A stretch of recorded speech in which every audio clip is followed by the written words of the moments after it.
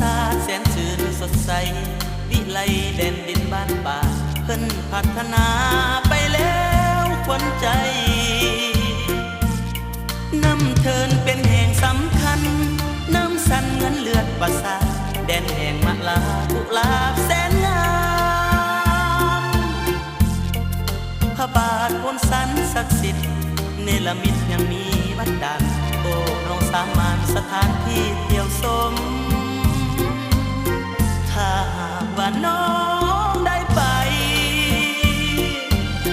บริคำใสแห่งเมืองปากสัน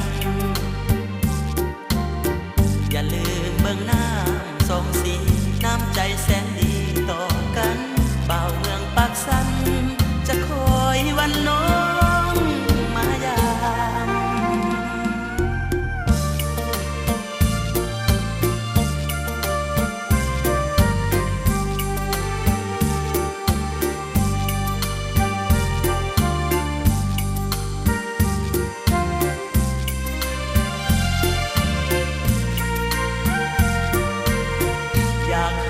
นวลน้อ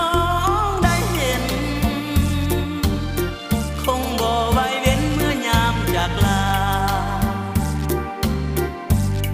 ธรรมชาติแสนชื่นสดใสวิไลแดนดินบ้านป่าเพิ่นพัฒนา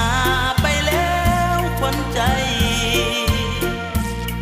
น้ำเทินเป็นแห่งสำคัญน้ำสันเงินเลือดประสาแดนแห่งมะลากุหลาบแสนงาม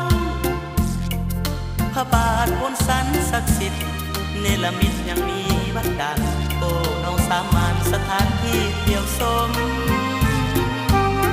ถ้าหากว่าน้อง